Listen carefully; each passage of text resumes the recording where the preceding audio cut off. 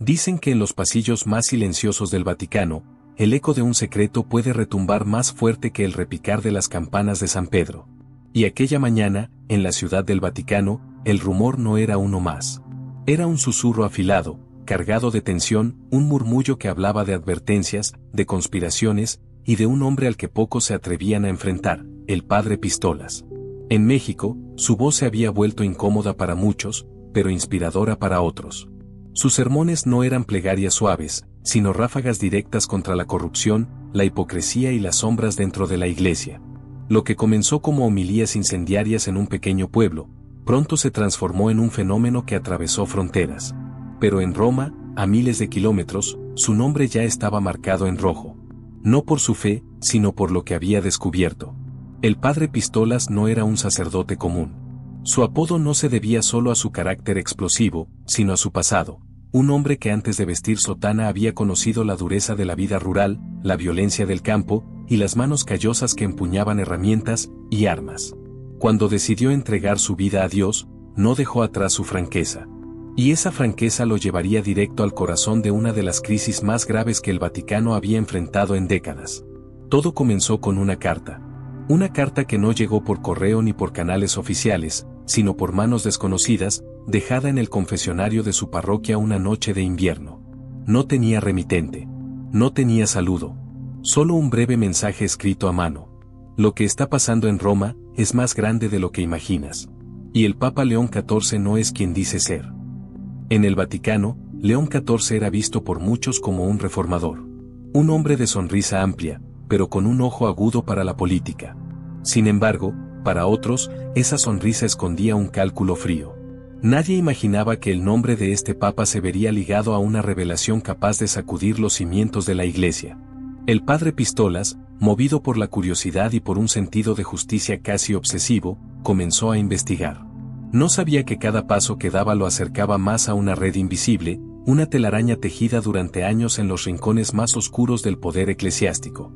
Sus primeras pesquisas lo llevaron a archivos olvidados, a cartas antiguas entre cardenales, y a un patrón extraño en la designación de ciertos obispos en América Latina. Y lo que encontró, no era una simple irregularidad administrativa. En Roma, los guardianes del silencio ya estaban al tanto. El nombre del padre Pistolas comenzó a circular en documentos internos, acompañado de una palabra peligrosa, admonicio. Advertencia. El protocolo era claro: citarlo, amonestarlo y, de ser necesario, aislarlo. Pero el sacerdote no se dejó intimidar. Con el paso de las semanas, sus homilías se volvieron más directas. Hablaba de un poder paralelo dentro del Vaticano, de operaciones financieras encubiertas, de decisiones papales que no nacían del Evangelio, sino de acuerdos secretos con actores que nada tenían de santos. Y entonces, en la primavera de ese año, llegó la llamada. Una voz fría, con acento italiano, le pidió presentarse en Roma para aclarar ciertos asuntos. El viaje sería cubierto por el Vaticano. No era una invitación, era una orden disfrazada de cortesía. El día de su llegada, el aire en Roma estaba cargado de una humedad pegajosa.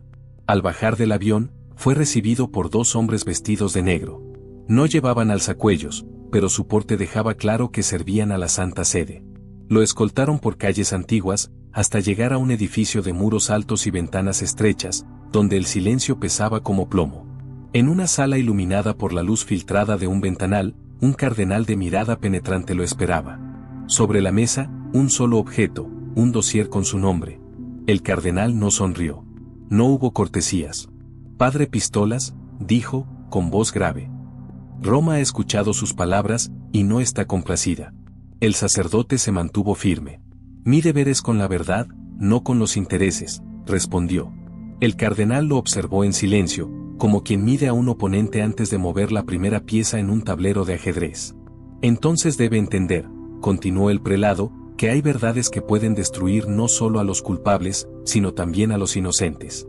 En ese instante, el padre Pistolas comprendió que su investigación había tocado una fibra mucho más profunda de lo que imaginaba.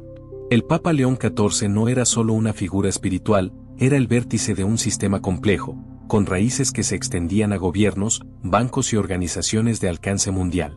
Lo que él había destapado no era un error aislado, sino la punta de un iceberg forjado a lo largo de décadas. Y ahora, Roma quería que guardara silencio. Pero, como veremos, el silencio nunca fue una opción para el padre Pistolas. Para entender por qué la advertencia del Vaticano al padre Pistolas tenía un peso tan inquietante, hay que retroceder en el tiempo. No solo a su historia personal, sino también a la forma en que el poder se ha tejido en las entrañas de la Iglesia durante siglos. Porque el Vaticano, más que un territorio sagrado, ha sido un escenario donde la fe y la política se entrelazan en una danza tan antigua como peligrosa. El Vaticano no es simplemente una ciudad amurallada. Es el estado más pequeño del mundo, pero con una influencia que se extiende a todos los continentes. Desde sus jardines silenciosos hasta los pasillos alfombrados de la curia romana, se deciden estrategias que afectan no solo a los fieles, sino también a líderes políticos y financieros. Durante siglos, papas, cardenales y obispos han manejado secretos como armas, y el que se atrevía a revelarlos sabía que se enfrentaba a algo mucho más grande que una simple sanción. El padre Pistolas nunca fue un diplomático de la fe. Su ministerio comenzó lejos de Roma, en una parroquia polvorienta del interior de México. Ahí, entre campanas viejas y paredes agrietadas, aprendió que el evangelio podía ser un bálsamo, pero también un látigo. Se ganó su apodo no por un gusto por la violencia, sino por su forma directa y certera de hablar. No disfrazaba las palabras. No dulcificaba los problemas. Si un político robaba, lo decía. Si un obispo actuaba con corrupción, lo denunciaba. Y en un país donde la Iglesia aún tiene peso moral, eso lo convertía en un enemigo incómodo. Con los años, su voz trascendió su comunidad. Sus sermones comenzaron a circular por redes sociales, sus entrevistas se multiplicaron y, sin buscarlo, se convirtió en una figura mediática. Muchos lo admiraban, pero otros, dentro y fuera de la Iglesia, lo veían como un rebelde que no respetaba las jerarquías. Fue en ese contexto cuando recibió la misteriosa carta en el confesionario, aquella que insinuaba que el Papa León XIV ocultaba algo monumental. En ese momento, el Papa llevaba 5 años de pontificado. Desde su elección, había promovido reformas internas que, al menos de cara al público, buscaban modernizar la Iglesia y acercarla a los jóvenes. Sin embargo, detrás de los muros vaticanos, no todos lo veían como un reformador. Algunos lo consideraban un estratega político capaz de sacrificar principios para lograr alianzas. Y es que el papado de León XIV no surgió de la nada. Su elección fue el resultado de un cónclave lleno de tensiones, donde bloques de cardenales de distintos continentes luchaban por imponer a su candidato. El bloque europeo quería preservar la tradición y el control centralizado. El bloque latinoamericano y africano presionaba por una voz más abierta y social. El bloque asiático, silencioso pero influyente, apostaba por alguien que mantuviera el equilibrio entre Oriente y Occidente. En medio de esa lucha, el entonces cardenal León, hábil, discreto y con amistades en todos los bandos, logró posicionarse como la figura de consenso. Pero el consenso tiene un precio. Y ese precio, como el padre Pistolas empezaría a descubrir, implicaba compromisos con personajes y agendas que nada tenían que ver con el Evangelio. Cuando el sacerdote comenzó a indagar, no lo hizo con un plan sofisticado. Al principio solo buscaba entender por qué alguien lo advertiría de semejante cosa. Pero su curiosidad lo llevó a hablar con viejos contactos, algunos dentro de la misma Iglesia mexicana, otros en órdenes religiosas que viajaban con frecuencia a Roma. Lo que escuchó no eran acusaciones directas, sino piezas de un rompecabezas inquietante, movimientos financieros irregulares, nombramientos episcopales que favorecían a grupos muy específicos, y reuniones privadas entre emisarios papales y figuras del mundo corporativo internacional. Cada dato aislado podía ser explicado. Pero juntos, pintaban un cuadro turbio. En este punto, es necesario entender que el Vaticano maneja un banco propio, el IOR, Instituto para las Obras de Religión, que a lo largo de la historia ha estado envuelto en controversias. Desde escándalos en los años 80 que involucraron a mafias italianas y banqueros misteriosamente fallecidos, hasta auditorías modernas que intentan mostrar transparencia. El padre Pistolas, en sus primeras pesquisas, encontró vínculos entre movimientos actuales del IOR y fundaciones caritativas que parecían ser pantallas para otros fines. Pero había algo más, algo que le heló la sangre. En uno de los archivos parroquiales, guardado sin catalogar, encontró una copia de una carta firmada por un obispo centroamericano, dirigida directamente al Papa León XIV. En ella, el obispo denunciaba presiones para entregar terrenos eclesiásticos a una corporación extranjera, con la promesa de recibir a cambio fondos para proyectos sociales. El problema es que, según la carta, dichos proyectos nunca se realizaron, pero las tierras sí cambiaron de manos. Cuando el padre Pistolas leyó esa carta, sintió una mezcla de indignación y peligro. No podía acusar públicamente al Papa sin pruebas sólidas, pero tampoco podía quedarse callado. Fue entonces cuando cometió un error que lo puso en la mira. En una homilía, sin mencionar nombres, habló de lobos disfrazados de pastores y de tierras sagradas que se entregan a cambio de monedas manchadas de pecado. El sermón se hizo viral, y en cuestión de días, las autoridades eclesiásticas ya sabían que él estaba husmeando donde no debía. En Roma, los informes sobre sus actividades comenzaron a apilarse. El archivo con su nombre creció con recortes de prensa, transcripciones de sermones y reportes de informantes. El término admonicio pasó de una simple advertencia a un nivel superior, monitorium, una fase previa a sanciones formales. Eso significaba que si no frenaba, podría ser suspendido de sus funciones. Pero el padre Pistolas no era de los que se frenaban. Su instinto le decía que lo que había visto era solo una parte mínima del problema. Y ese instinto lo llevaría, unas semanas después, a tomar la decisión más arriesgada de su vida, aceptar la invitación del Vaticano para viajar a Roma. Mientras preparaba el viaje, recibió un mensaje anónimo a través de una cuenta en redes sociales: no confíes en nadie de negro. Busca a la hermandad del archivo. No entendía lo que significaba, pero las palabras lo inquietaron. En la iglesia, el término hermandad podía referirse a fraternidades formales o a grupos secretos de influencia. El día que partió, dejó todo en orden en su parroquia, pero no dijo a nadie el verdadero motivo de su viaje.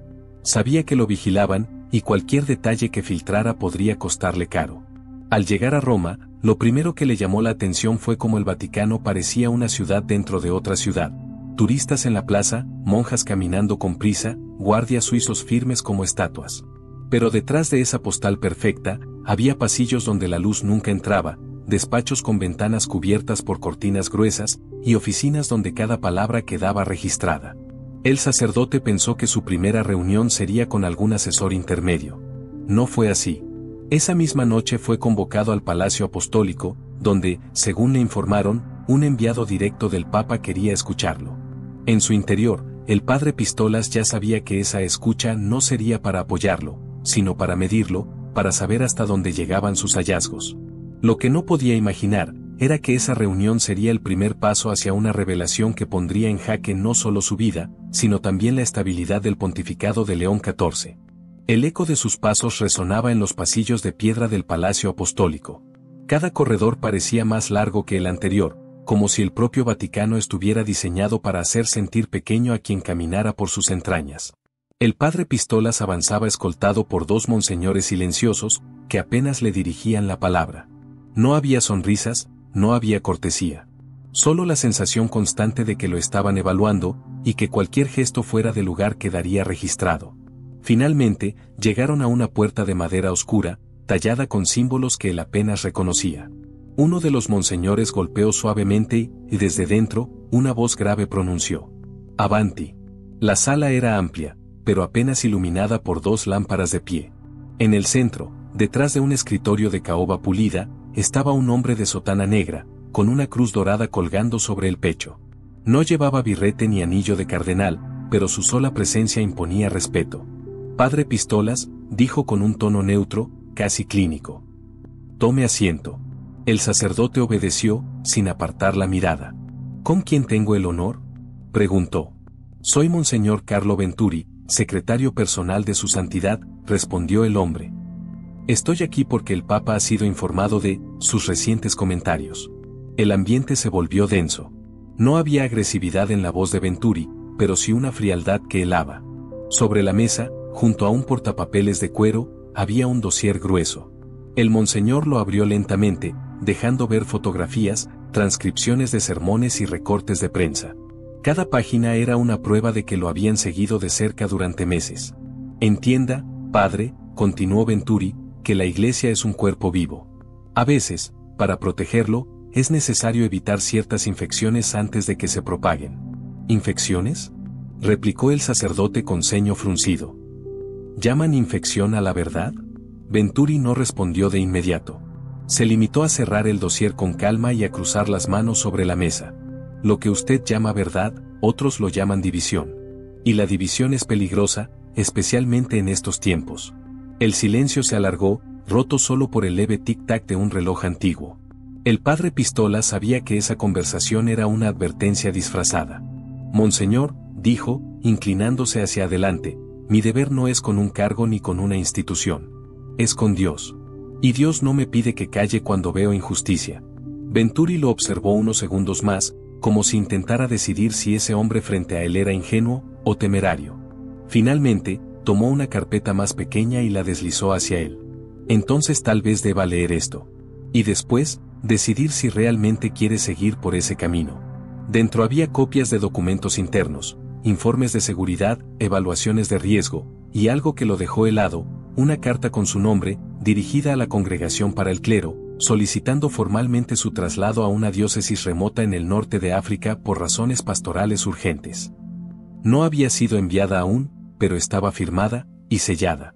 No hemos llegado a eso todavía, dijo Venturi, pero debería entender que su posición no es intocable. El padre Pistola cerró la carpeta y la dejó sobre la mesa. Si quieren alejarme, háganlo. Pero no voy a retractarme. El monseñor suspiró, como si ya hubiera anticipado esa respuesta. Muy bien, padre. En ese caso, el Papa desea hablar con usted personalmente. Mañana, a primera hora, vendrá a esta misma sala. La reunión terminó ahí. Los monseñores lo escoltaron de vuelta a su alojamiento, una residencia modesta dentro de las murallas vaticanas, donde el mobiliario parecía detenido en el tiempo. La habitación tenía una sola ventana, que daba a un patio interno. Sintió que estaba más vigilado que hospedado. Esa noche, apenas pudo dormir. Las palabras de Venturi resonaban en su cabeza, pero lo que más le inquietaba era que el Vaticano ya tenía listo un plan para neutralizarlo. Se preguntaba qué podría decirle el Papa en persona, y si esa reunión sería una oportunidad para la verdad o una trampa. A la mañana siguiente, el aire estaba impregnado de un aroma tenue a incienso. Fue conducido nuevamente al Palacio Apostólico, pero esta vez a través de un pasillo que no había visto antes, más estrecho, sin cuadros ni ornamentos.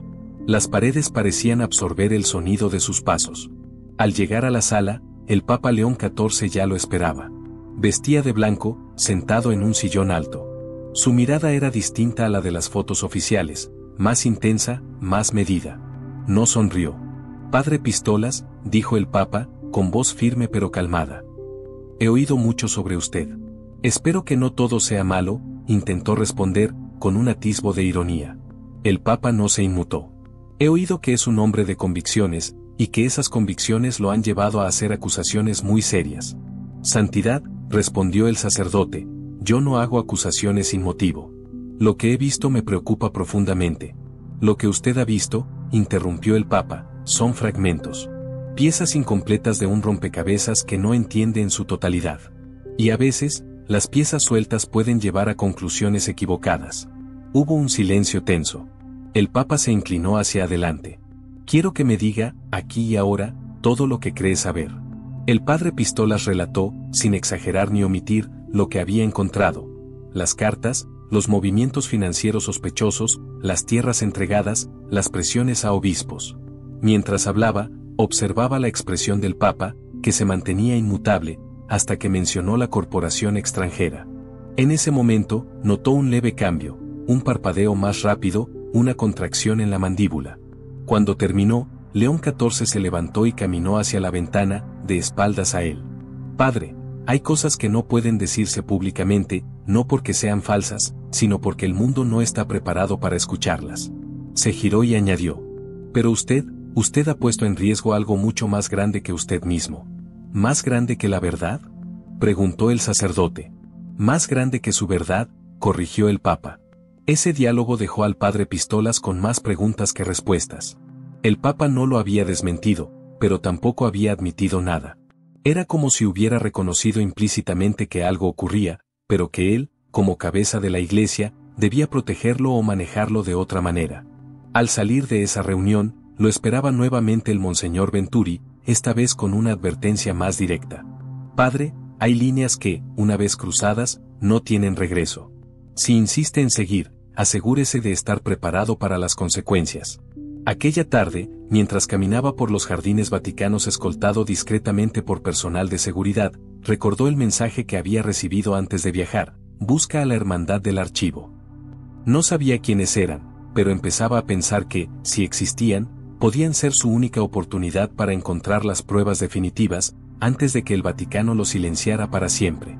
Esa noche, un sobre sin remitente apareció bajo la puerta de su habitación. Dentro, solo había una hoja con una dirección escrita a mano, y un símbolo extraño, una llave y una pluma cruzadas. Al dorso, una frase: donde la historia duerme, la verdad despierta. El padre Pistolas entendió que estaba a punto de cruzar una frontera invisible, y que, una vez lo hiciera, ya no habría vuelta atrás. La dirección escrita en aquel papel lo llevó a una parte de Roma que no aparecía en las rutas turísticas. Calles estrechas, empedradas, donde la luz de las farolas apenas dibujaba sombras largas sobre las fachadas desgastadas. Era medianoche cuando llegó al lugar, un edificio antiguo, sin letreros, con una puerta de madera tan gastada que parecía no haber sido cambiada en siglos. Golpeó 3 veces, como si algo dentro de él supiera que esa era la forma correcta. Pasaron unos segundos y se escuchó un clic metálico. La puerta se abrió apenas lo suficiente para dejar ver a un hombre de cabello blanco, túnica gris y mirada que parecía atravesar la oscuridad. ¿Padre Pistolas?, preguntó con voz grave. Sí. El hombre asintió y lo hizo pasar. El interior estaba iluminado solo por candelabros. El olor a papel viejo y polvo impregnaba el aire. Bienvenido al archivo de la Hermandad, dijo el hombre. Mi nombre es Fray Lorenzo. Y usted ha removido más aguas de las que imagina. Avanzaron por un pasillo estrecho que desembocaba en una sala circular, cuyas paredes estaban cubiertas por estanterías repletas de libros, cajas y pergaminos. En el centro, una mesa de roble sostenía una serie de documentos abiertos, como si alguien hubiera estado revisándolos poco antes.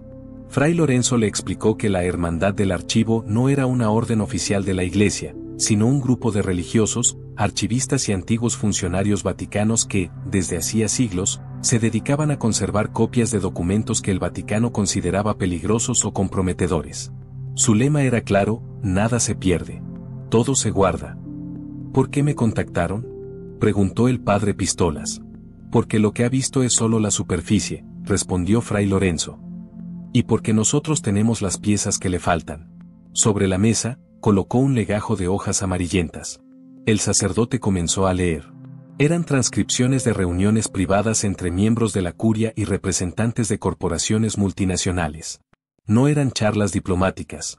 Eran negociaciones directas, concesión de terrenos eclesiásticos, inversiones millonarias a través del IOR, y algo aún más inquietante, acuerdos para influir en políticas de países enteros, usando la autoridad moral de la Iglesia como palanca.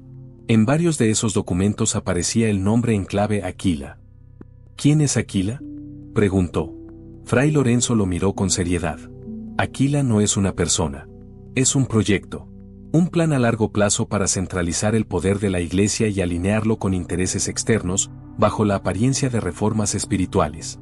El padre Pistolas hojeó más documentos y encontró cartas cifradas enviadas directamente al despacho papal. En los márgenes, anotaciones manuscritas con la letra del Papa León XIV.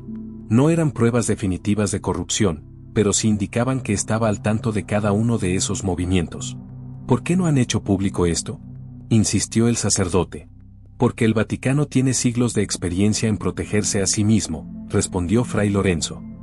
La hermandad no busca destruir la Iglesia, pero creemos que, si alguien desde fuera no actúa, Aquila se consolidará. Y entonces será irreversible. El ambiente se volvió más pesado cuando Fray Lorenzo abrió una caja de metal y le mostró fotografías recientes, reuniones en salones privados, obispos estrechando la mano de empresarios y políticos conocidos por escándalos de corrupción. En una de ellas, el mismísimo Papa aparecía sentado a una mesa larga, junto a un hombre que el sacerdote reconoció de inmediato, un magnate extranjero acusado de financiar conflictos armados. Esto, susurró el padre Pistolas, esto es dinamita. Fray Lorenzo asintió. Y usted está en el centro de todo, padre. Porque ya lo tienen marcado. El Papa sabe que no se quedará callado, y los que manejan Aquila no permitirán que llegue muy lejos. El sacerdote sintió un escalofrío recorrerle la espalda. Era consciente del peligro, pero ver esas pruebas lo empujaba a seguir. ¿Qué puedo hacer? Primero, salir vivo de Roma, dijo Fray Lorenzo. Después, llevar esta información a lugares donde no puedan silenciarla. Pero justo cuando el fraile comenzó a preparar un paquete con copias de algunos documentos, se escuchó un ruido sordo, como un golpe de metal contra metal. Fray Lorenzo apagó de inmediato las velas y lo empujó hacia una puerta lateral. «Rápido», susurró. Atravesaron un corredor angosto que conducía a una escalera de piedra descendente. Los pasos de varias personas resonaban desde la entrada principal. El padre Pistolas apenas alcanzó a ver, por una rendija, a dos hombres vestidos de negro que irrumpían en la sala circular. No llevaban sotanas.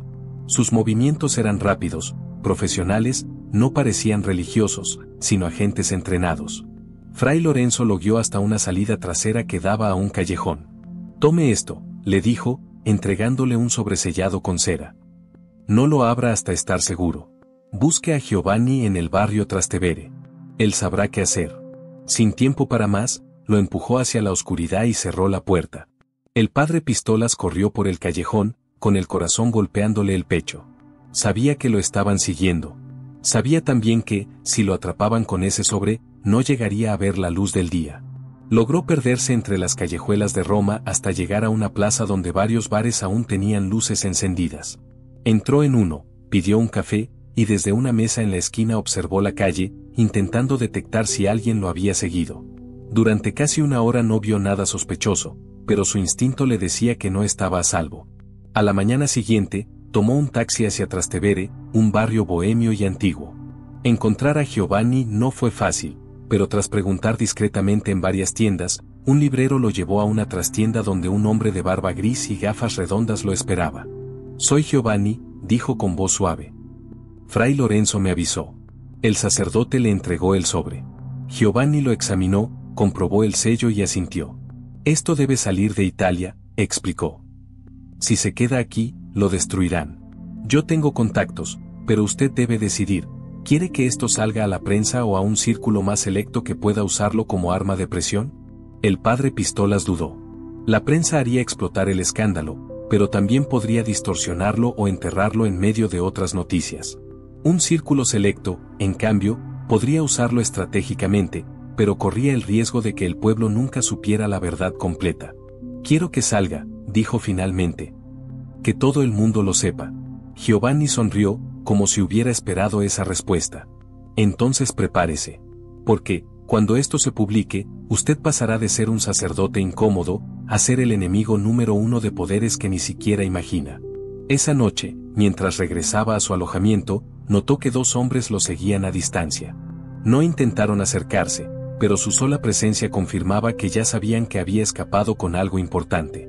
Al llegar a su habitación, encontró una nota bajo la puerta: «Última advertencia. Calla o caerás». Pero el padre Pistolas no estaba dispuesto a callar. Ahora tenía en sus manos la llave para destapar la verdad sobre Aquila y sobre el papel del Papa León XIV, y aunque sabía que el precio podía ser su propia vida, no daría un paso atrás. En la sala privada del Palacio Apostólico, las cortinas estaban corridas, y la tenue luz de una lámpara bañaba de sombras el escritorio del Papa León XIV. Frente a él, un cardenal de sotana roja sostenía un sobremanila. Sus manos temblaban ligeramente, no por miedo al Papa, sino por la magnitud de lo que contenía. «Santo Padre», dijo el cardenal, con un tono que intentaba ser prudente. «La situación con el padre Pistolas ha escalado. Tenemos razones para creer que ya no está solo, y que parte de la información ha salido de Roma». El Papa, con un rostro que no mostraba emoción alguna, tomó el sobre y extrajo varias fotografías impresas. Eran imágenes de baja resolución, pero lo suficiente claras como para mostrar al sacerdote reunido con Fray Lorenzo y, más tarde, con Giovanni en Trastevere. «¿Quién tomó esto?», preguntó León XIV, sin levantar la vista. «Nuestros colaboradores externos, Santidad. Asegúrese de que nadie pueda vincular esto con nosotros», ordenó el Papa, colocando las fotos sobre el escritorio.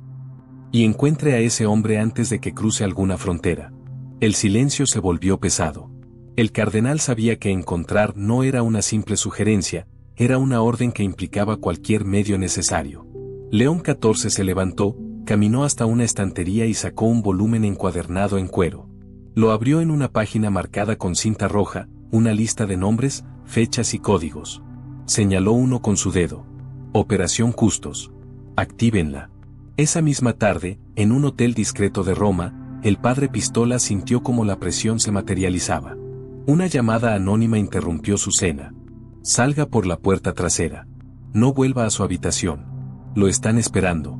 Sin pensarlo dos veces, tomó su chaqueta, el sobre con las copias que aún guardaba y salió por la cocina del lugar. A lo lejos, en la calle principal, vio a dos hombres que miraban su habitación desde un coche estacionado. No eran policías. No eran periodistas. Eran otra cosa, más metódicos, más letales. El sacerdote se mezcló entre la multitud nocturna, moviéndose por callejones que solo los locales conocían. Sabía que no podría quedarse en Roma por mucho tiempo, pero también sabía que abandonar la ciudad sin un plan sería suicida. Esa noche se refugió en una pensión regentada por una anciana que no hacía preguntas. Desde la ventana de su cuarto, observó las luces de la ciudad y pensó en el dilema que lo perseguía. ¿Había hecho bien en desafiar al Papa y a todo el aparato del Vaticano? ¿O su cruzada personal estaba condenada desde el principio? Mientras tanto, en un despacho contiguo a la Basílica de San Pedro, un consejo reducido de cardenales se reunía a puerta cerrada. Las voces eran bajas, pero tensas. Si no actuamos, Aquila quedará expuesta, advirtió uno de ellos. Y con ella, todo lo que hemos construido. Otro replicó. ¿Y qué propone? ¿Eliminamos a un sacerdote que, para muchos, es un símbolo de honestidad? Eso puede volverse en nuestra contra. No se trata de símbolos, interrumpió un tercero. Se trata de supervivencia. Fue entonces cuando un asistente entró con un informe. El padre Pistolas había sido visto en las cercanías de la estación Termini, posiblemente buscando un pasaje para salir del país. Santidad, dijo el cardenal que presidía la reunión, dirigiéndose al Papa, necesitamos su autorización para la siguiente fase. León XIV, que escuchaba desde la penumbra, solo pronunció una frase. Asegúrense de que su final parezca un accidente. En las horas siguientes, el cerco se apretó. El sacerdote comenzó a notar patrones, las mismas caras en diferentes lugares, un vehículo gris que lo seguía a distancia, llamadas telefónicas en las que solo se escuchaba silencio al otro lado. Cada paso que daba, cada contacto que buscaba, parecía ya anticipado por sus perseguidores. Fue Giovanni quien, al enterarse de la situación, organizó un plan improvisado. Debe salir de Roma esta noche, le dijo. Hay un tren hacia la frontera francesa. No es seguro, pero es nuestra única opción. El viaje hasta la estación fue un juego de sombras y atajos. Al llegar, Giovanni le entregó un pasaporte falso y un billete. No te sientes junto a la ventana. No hables con nadie. Si alguien intenta acercarse, baja en la siguiente estación y desaparece. El tren partió entre un rugido metálico y el silbido del viento. El padre Pistolas intentó calmarse, pero no pasaron ni 20 minutos antes de que viera, 3 vagones más atrás, a 2 de los hombres que lo habían seguido días antes. No se movían, no hablaban, solo lo observaban. En un acto instintivo, esperó a que el tren redujera velocidad al pasar por una zona rural y saltó al exterior, rodando por un terraplén. Su cuerpo se llenó de polvo y raspones, pero estaba vivo, y fuera de su alcance inmediato. En el Vaticano, la noticia de que había escapado enfureció a León XIV. No me importa cuánto cueste, ordenó. Encuéntrenlo antes de que hable. Pero lo que el Papa no sabía era que el padre Pistolas no solo tenía copias físicas. Giovanni había comenzado a digitalizar parte de los documentos y enviarlos de forma cifrada a contactos en otros países. La información ya estaba fuera, y detener al sacerdote ya no bastaba, tendrían que borrar todo rastro de la verdad. A la mañana siguiente, el padre Pistolas se encontraba en un pequeño pueblo italiano, lejos de las rutas principales. Se alojó en la casa de una familia que, por razones que él no entendía del todo, confiaba en él.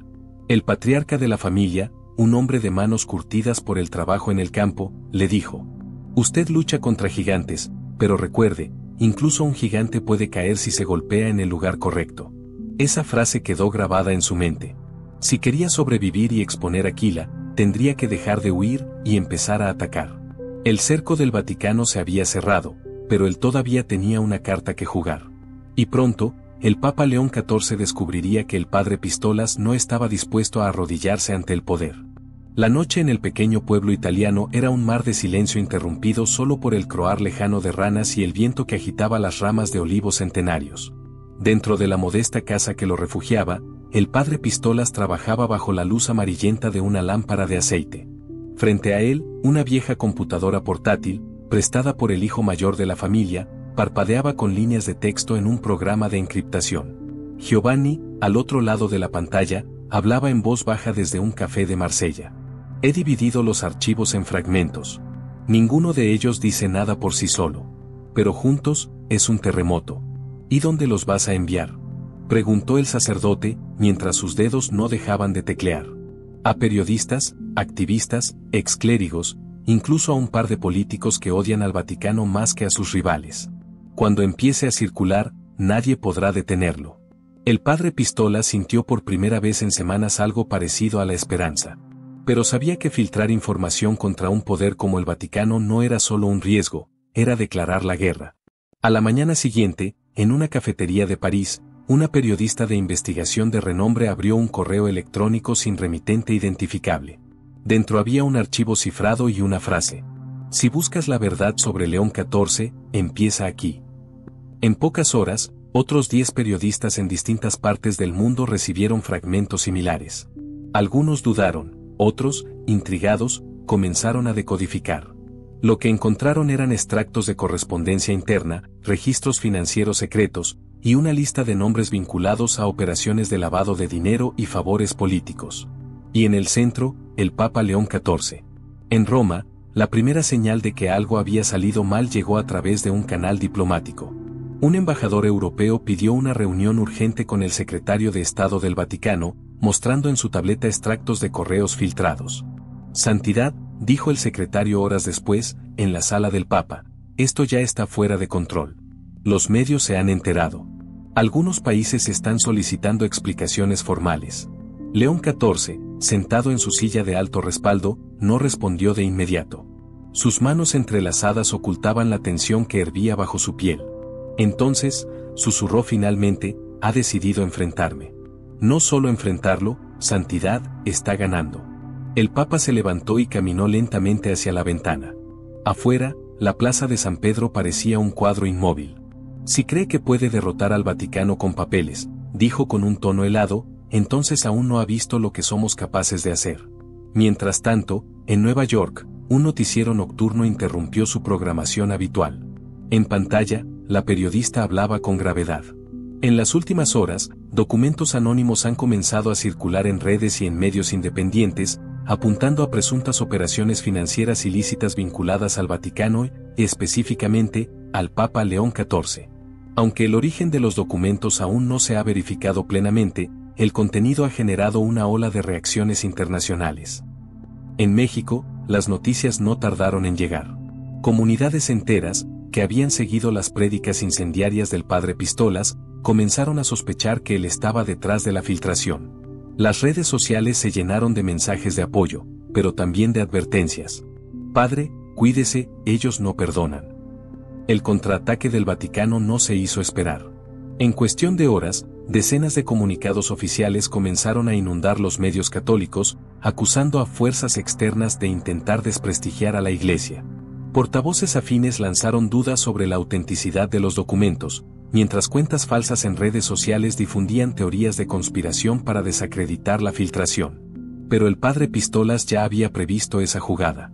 Giovanni liberó, de forma sincronizada, la segunda tanda de archivos, esta vez incluyendo grabaciones de audio donde se escuchaban conversaciones entre cardenales y funcionarios civiles hablando de transferencias bancarias y acuerdos secretos. Las voces eran inconfundibles. Uno de los audios más explosivos mostraba a un cardenal diciendo: mientras León XIV esté en el trono, Aquila seguirá intacta. Nadie puede tocarla. En Ginebra, un grupo de abogados de derechos humanos convocó una rueda de prensa. Si la información es verídica, dijo su portavoz, estamos ante una red de corrupción que involucra a líderes religiosos y políticos en al menos 12 países. Esto no es un ataque contra la fe, es un llamado a la transparencia. En Washington, un senador pidió una investigación internacional. En Buenos Aires, un fiscal anunció que abriría un expediente. El efecto dominó había comenzado. En el pequeño pueblo italiano, el padre Pistolas escuchaba las noticias por una radio vieja. La familia que lo acogía le ofreció vino y pan, pero él apenas probó bocado. Sabía que, aunque la verdad estaba saliendo a la luz, el peligro no había disminuido, al contrario, ahora era un blanco más grande que nunca. Esa noche, recibió un mensaje cifrado de Giovanni. Han enviado un equipo a buscarte. No esperes más. Muévete. Sin hacer ruido, recogió sus pocas pertenencias y salió por la puerta trasera. La luna apenas iluminaba el sendero. Atravesó campos y caminos de tierra hasta llegar a un punto donde un coche lo esperaba. Dentro, Fray Lorenzo lo recibió con un abrazo rápido. No estamos seguros aquí, dijo, pero te llevaremos a un lugar donde puedan protegerte, y desde donde puedas dar el golpe final. En Roma, León XIV convocó a una reunión de emergencia con su círculo más reducido. Sobre la mesa, un mapa de Europa con marcadores rojos señalando los últimos avistamientos del sacerdote. No se detendrán, advirtió uno de los presentes. Y si no lo eliminamos ahora, mañana su historia será portada en todos los diarios. El Papa respiró hondo. Entonces, que mañana nunca llegue. La orden fue clara. El Vaticano activó su recurso más extremo, una operación encubierta que no dejara rastros, ni testigos. Pero el padre Pistolas ya no jugaba a la defensiva. Desde su nuevo refugio, comenzó a preparar un movimiento que haría imposible su silenciación, la liberación completa de los archivos de Aquila, sin fragmentos, sin encriptaciones, sin condiciones. Una verdad tan abrumadora que incluso sus enemigos tendrían que reconocerla. Giovanni, desde Marsella, escribió el mensaje final que acompañaría la filtración. La fe no necesita secretos. La verdad no teme a la luz. El reloj marcaba la medianoche. El dedo del padre Pistolas flotaba sobre la tecla Enter. Una vez lo presionara, ya no habría marcha atrás. Y al otro lado del mundo, el Papa León XIV esperaba el momento exacto para dar su propio golpe. El clímax estaba a un suspiro. La noche estaba tan quieta que el más leve murmullo parecía retumbar en la vieja casa de piedra. El padre Pistolas, sentado frente a la computadora, sentía como el tiempo se había ralentizado. Afuera, el viento golpeaba las contraventanas, y cada golpe seco sonaba como un aviso: aún puedes echarte atrás. Pero no lo hizo. A las 01, presionó la tecla Enter. En menos de un segundo, los servidores que Giovanni había preparado comenzaron a liberar todo el contenido del archivo Aquila. No fragmentos, no insinuaciones, todo. Cartas, grabaciones, extractos bancarios, fotografías, memorandos internos, más de 3 décadas de intrigas y operaciones clandestinas que conectaban al Vaticano con redes de poder político y financiero en más de 20 países. Y en el centro, como un hilo que cosía toda la trama, el Papa León XIV. La primera explosión mediática llegó en Asia. Un periódico digital japonés publicó un reportaje de portada con las pruebas completas. Minutos después, cadenas de noticias en Australia, Corea y Singapur replicaron la historia. A la hora siguiente, el fenómeno ya era global. En Twitter, el hashtag #Archivos Aquila superó los 10 millones de menciones en 3 horas. En Washington, la Casa Blanca emitió un comunicado urgente pidiendo explicaciones inmediatas al Vaticano sobre posibles irregularidades financieras en territorio estadounidense. En Bruselas, la Unión Europea convocó a sus ministros de justicia para evaluar sanciones. Y en América Latina, donde las voces críticas hacia la Iglesia habían sido históricamente silenciadas, periodistas y líderes sociales tomaron el micrófono con una frase unánime: ahora, todo está a la vista. En Roma, el impacto fue como una ola rompiendo contra un muro de mármol. El secretario de Estado entró apresuradamente a la residencia papal con un teléfono en la mano. Santidad, está en todas partes. No podemos detenerlo. León XIV levantó la vista lentamente desde el escritorio. Sus ojos, que normalmente brillaban con un tono afable, ahora eran pozos oscuros. Entonces no lo detendremos, dijo con voz baja. Lo haremos desaparecer. Pero ya era tarde.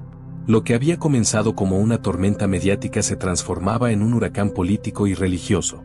Obispos en varios países presentaron su renuncia para no verse involucrados, mientras que algunas diócesis comenzaron a cortar lazos administrativos con Roma, alegando falta de transparencia. El padre Pistolas, oculto en un convento en las montañas, escuchaba las noticias por una radio portátil. El eco de su respiración parecía retumbar en la celda austera. Fray Lorenzo entró sin tocar, con un papel en la mano. Es una carta, de Giovanni. Llegó por el canal seguro. El sacerdote la leyó en silencio. Giovanni le informaba que la tercera oleada de datos ya estaba en marcha, pruebas tan irrefutables que incluso los críticos más feroces de la filtración tendrían que admitir su veracidad. Pero también había una advertencia: te están buscando. Y no me refiero solo a Roma, hay otros que quieren que desaparezcas. En la plaza de San Pedro, un grupo de fieles se congregó con pancartas que decían la fe no se compra y queremos la verdad. Las autoridades eclesiásticas, desconcertadas, observaron cómo la protesta crecía en número y en furia. Algunos sacerdotes se unieron a la multitud, otros se atrincheraron en silencio, temiendo represalias. El Papa León XIV, en una reunión privada, tomó una decisión drástica: grabar un mensaje al mundo. A las 18, su rostro apareció en la señal oficial del Vaticano. Hijos e hijas de la Iglesia, comenzó, estos días han sido de confusión y dolor. Muchos han querido dañar la imagen de nuestra fe usando documentos manipulados. Pero no pudo terminar. A mitad de su discurso, varias cadenas interrumpieron la transmisión para mostrar un nuevo video filtrado. Una reunión grabada en alta definición donde León XIV negociaba con un ministro extranjero la transferencia de millones de euros a cambio de favores políticos. Su voz, su rostro, innegables. El mundo se estremeció. En cuestión de minutos, gobiernos y organizaciones internacionales comenzaron a exigir la renuncia inmediata del Papa. La presión era insoportable. Incluso dentro de la curia, algunos cardenales comenzaron a murmurar sobre un cónclave de emergencia. En el convento, el padre Pistolas escuchó la noticia con una mezcla de alivio y tristeza. Sabía que su cruzada no había sido contra la fe, sino contra quienes la habían convertido en un negocio. Pero también sabía que su vida ya no le pertenecía. Lo que había hecho lo condenaba a vivir siempre en la sombra. 2 días después, el Vaticano emitió un comunicado histórico. Por razones de salud y para proteger la integridad de la Iglesia, Su Santidad León XIV ha decidido renunciar al ministerio petrino. En una sala abarrotada de periodistas, el portavoz del Vaticano anunció que se convocaría un cónclave en las próximas semanas. El rostro del Papa no volvió a verse en público. El padre Pistolas, en cambio, nunca apareció en los noticieros. Giovanni lo convenció de que era mejor desaparecer. Algunas versiones aseguran que volvió a México y vive en un pueblo olvidado, celebrando misa para comunidades pequeñas. Otros dicen que se trasladó a Sudamérica bajo una identidad falsa. Nadie lo sabe con certeza. Pero en las homilías de ciertos sacerdotes y en las redes de algunos activistas, su frase aún resuena. La fe no necesita secretos. La verdad no teme a la luz. Y así, lo que comenzó como una advertencia del Vaticano terminó siendo una de las mayores crisis en la historia moderna de la Iglesia. El nombre del padre Pistola se convirtió en leyenda, y los archivos Aquila siguen siendo estudiados por periodistas, académicos y creyentes que buscan entender cómo el poder y la fe pueden entrelazarse y corromperse. La lección quedó grabada: ninguna institución, por sagrada que se proclame, está por encima de la verdad. El humo blanco no se veía en Roma. No todavía. La renuncia de León XIV había dejado un vacío, un hueco tan profundo que ni los muros milenarios del Vaticano podían contener la incertidumbre. Por primera vez en más de 600 años, un papa caía no por la edad ni por la enfermedad, sino por el peso de pruebas innegables. Y esa verdad seguía flotando en el aire como un olor que no se disipa. En las calles adyacentes a la plaza de San Pedro, la vida continuaba, pero con un matiz extraño. Turistas y peregrinos seguían llegando, pero no con la misma devoción, sino con la curiosidad de quienes pisan un escenario después de una tragedia. Las tiendas de recuerdos vendían camisetas y tazas con frases burlonas sobre León XIV, y los guías turísticos susurraban a los visitantes. Aquí, justo aquí, es donde comenzó el escándalo que cambió la historia. En las oficinas internas de la curia, el ambiente era mucho menos pintoresco. Los cardenales se reunían a puerta cerrada, cada uno con su propia agenda. Algunos buscaban un líder que restaurara el orden y devolviera la imagen de la Iglesia al esplendor anterior. Otros, los menos, pedían reformas profundas y una transparencia que hasta entonces parecía impensable. Pero todos sabían algo: el próximo papa heredaría una institución herida, vigilada por el mundo y perseguida por su propio pasado. Mientras tanto, en los noticieros de todo el planeta, el tema seguía acaparando titulares. Desde programas de opinión en Estados Unidos hasta debates encendidos en radios comunitarias de África, la pregunta se repetía: ¿puede la Iglesia sobrevivir a esto? Pero había otra pregunta que inquietaba a los servicios de inteligencia y a algunos gobiernos. ¿Dónde está el padre Pistolas? Desde la última filtración, nadie lo había visto. No había registros en aeropuertos, ni imágenes captadas por cámaras de seguridad. La Interpol mantenía un expediente abierto, no para arrestarlo, al menos oficialmente, sino para garantizar su seguridad. Sin embargo, en círculos cerrados, se hablaba de posibles intentos de silenciarlo definitivamente. En un pequeño pueblo de montaña, lejos del ruido de las ciudades, un hombre de cabello canoso trabajaba en un huerto. Llevaba un sombrero viejo, una camisa gastada y un rosario en el bolsillo. Nadie en el lugar lo conocía por su verdadero nombre, pero al anochecer, se reunía en una pequeña capilla de adobe, donde un puñado de campesinos escuchaban sus palabras con atención. Ese hombre, por supuesto, era el padre Pistolas. Mientras tanto, la publicación completa de los archivos Aquila seguía generando ondas expansivas. Universidades creaban cátedras para estudiarlos, periodistas ganaban premios por sus investigaciones derivadas, y gobiernos enteros reabrían casos judiciales archivados hacía décadas. En un giro inesperado, varios bancos europeos anunciaron la congelación de cuentas vinculadas a entidades del Vaticano, exigiendo una auditoría internacional. Nunca antes la Santa Sede había estado tan expuesta. Pero no todos reaccionaban con indignación. En ciertas esferas oscuras, los enemigos del Papa caído vieron en el escándalo una oportunidad. Organizaciones rivales, sectas y grupos de poder comenzaron a llenar el vacío, ofreciendo sus propias verdades al público. Y en esa confusión, la figura del padre Pistola se convirtió en un símbolo, pero también en un blanco. En una tarde lluviosa, Giovanni, su aliado más fiel, logró contactarlo de nuevo. La comunicación era breve y encriptada. La situación no se ha calmado, dijo Giovanni. Hay cardenales que quieren tu testimonio para legitimar una purga interna, pero hay otros que quieren que nunca abras la boca otra vez. El padre Pistolas, con voz serena, respondió. No me interesan sus guerras. Mi deber es con la verdad, no con sus tronos. En Roma, la preparación para el cónclave avanzaba. La Capilla Sistina se llenaba de operarios que limpiaban y revisaban cada detalle. Las banderas de los estados pontificios ondeaban con una solemnidad casi forzada. Pero fuera de esos muros, las manifestaciones seguían. Muchos exigían que el próximo papa no fuera un hombre del sistema, sino alguien dispuesto a romper con las tradiciones corruptas. Algunos, incluso, susurraban un nombre imposible, ¿y si fuera el padre Pistolas? La idea parecía absurda y peligrosa. El día que se encendió el humo blanco, el mundo contuvo la respiración. El cardenal elegido, un hombre de rostro amable y fama de conciliador, subió al balcón para pronunciar las palabras rituales. Prometió un nuevo tiempo de transparencia y humildad. Las multitudes aplaudieron, pero en los rincones más críticos, la reacción fue más fría. Sabían que las palabras podían ser hermosas, pero que el poder, como el mármol, se resistía a cambiar. Esa misma noche, en un lugar sin nombre, el padre Pistolas escribió su última carta pública. No la envió a un periódico ni a un canal de televisión, sino a la red global de activistas que lo había apoyado durante toda la crisis.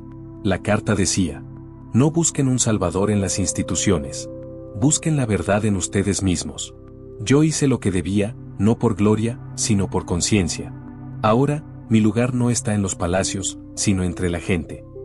La misiva se viralizó en cuestión de horas. Para unos, era la confirmación de que él se retiraba definitivamente. Para otros, una advertencia velada de que aún quedaban secretos por revelar. En los meses siguientes, el Vaticano logró estabilizar su imagen en parte. Las investigaciones oficiales se diluyeron en comisiones internas, y poco a poco, la maquinaria diplomática volvió a girar. Pero las cicatrices quedaron. La fe de millones se había sacudido, y la certeza de que un simple sacerdote había hecho temblar a la institución más poderosa del mundo permanecía como un recordatorio incómodo. Años después, en un pueblo olvidado, un niño preguntó a su abuelo por qué el cura local no usaba sotana ni vivía en la parroquia. El anciano sonrió, miró al horizonte y dijo: porque hay hombres que sirven a Dios, y hay hombres que sirven a la verdad. Él sirve a ambos. Han pasado años desde aquel terremoto político y espiritual que sacudió al Vaticano. El calendario ha cambiado, los titulares han desaparecido de las portadas, y un nuevo papa ha tomado el timón de la Iglesia. Pero hay algo que ni el tiempo ni la diplomacia han podido enterrar: el mito del padre Pistolas. En Roma, su nombre rara vez se pronuncia en público. En los documentos internos, está marcado con tinta discreta, acompañado de una nota en latín: persona non grata. Para las autoridades eclesiásticas, él es una herida abierta, un recordatorio incómodo de la fragilidad del muro de silencio. Pero fuera de esos muros, su figura se ha convertido en leyenda. Apariciones en la sombra. En el puerto de Marsella, un pescador asegura haberlo visto en una tarde nublada, ayudando a descargar cajas de alimentos para un grupo de migrantes. En las montañas de Colombia, un líder comunitario jura que un sacerdote de acento mexicano lo ayudó a salvar a su pueblo de un grupo armado, y que antes de irse dejó una sola frase: "La verdad es más fuerte que las balas". En Filipinas, un misionero cuenta que un hombre mayor, con mirada firme y manos curtidas, se presentó sin nombre, trabajó con ellos por semanas y desapareció una madrugada sin despedirse. En su catre, encontraron un rosario hecho a mano, y una pequeña cruz grabada con las iniciales PP. La teoría del Vaticano vigilante. En los círculos de periodistas y analistas políticos, existe una teoría que no muere, que el Vaticano, a pesar de todo, sigue siguiendo cada uno de sus pasos. Que donde él aparece, tarde o temprano surge un emisario, un diplomático disfrazado, o un mensajero casual de Roma. Algunos dicen que no buscan castigarlo, sino vigilarlo, asegurarse de que no haya más revelaciones. Otros, más radicales, creen que esperan el momento oportuno para ofrecerle un regreso, bajo condiciones, al corazón de la Iglesia. Pero si esto es cierto, el padre Pistolas parece no interesarse. No hay rastro de que haya aceptado reuniones, y cada vez que lo ven, él está entre campesinos, refugiados o comunidades olvidadas, nunca en salones de mármol. La imagen en las paredes. En América Latina, sobre todo en México, su rostro aparece pintado en murales junto a frases combativas. En algunos barrios, se le retrata con sotana y sombrero, con una Biblia en una mano y una antorcha en la otra. No es venerado como un santo, pero sí como un símbolo, alguien que desafió el poder más impenetrable del mundo y sobrevivió para contarlo. Los jóvenes lo mencionan en canciones, y en las redes circulan videos con supuestas grabaciones de su voz, siempre denunciando injusticias. En ciudades como Buenos Aires, Quito o Santiago, activistas han fundado grupos llamados la Hermandad de la Verdad, inspirados en su ejemplo. No todos tienen contacto real con él, pero todos dicen seguir su espíritu, decir lo que otros callan. Los que dudan. No todos creen en el mito. Algunos afirman que el padre Pistolas murió poco después de la renuncia de León XIV, y que todo lo que se cuenta desde entonces son leyendas urbanas alimentadas por quienes lo admiraban. Hay quienes incluso sostienen que el Vaticano ha usado a imitadores para manipular la narrativa. Pero, curiosamente, ninguno de esos escépticos ha podido probar nada. El misterio crece, porque las apariciones no siguen un patrón claro. No hay fechas, no hay rutas, no hay lógica, solo historias que se multiplican. El mensaje que reavivó la llama. Hace 6 meses, un correo electrónico cifrado llegó a la redacción de un pequeño medio digital en México. El remitente no estaba identificado, pero el texto comenzaba con una frase conocida: "No busquen un salvador en las instituciones". El resto del mensaje hablaba de abusos de poder en una diócesis europea, con documentos adjuntos que, de ser auténticos, podrían iniciar otro escándalo. El medio publicó la historia, y aunque nadie pudo confirmar al 100% que fuera él, la forma de escribir, las referencias bíblicas y el tono directo convencieron a muchos. El mito había vuelto a la primera plana. El eco en Roma. En el Vaticano, la mención de este nuevo mensaje encendió alarmas. Cardenales jóvenes, que apenas habían comenzado su carrera cuando estalló el caso de León XIV, fueron convocados a reuniones privadas.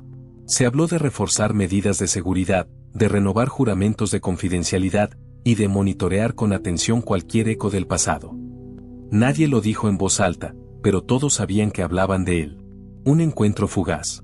Un documentalista italiano, en viaje por Centroamérica, asegura haber tenido un encuentro breve con él.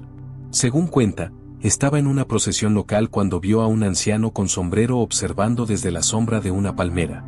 Al acercarse, reconoció las facciones, las mismas que había visto en viejas fotos de prensa. ¿Es usted el padre Pistolas?, preguntó. El hombre sonrió apenas y respondió: No, hijo, el padre Pistolas vive en la voz de cualquiera que diga la verdad. Luego, se perdió entre la multitud. El documentalista revisó las imágenes de su cámara esa noche, y en una sola toma borrosa, podía distinguirse un rosario colgando de la muñeca del anciano. El mito se convierte en advertencia.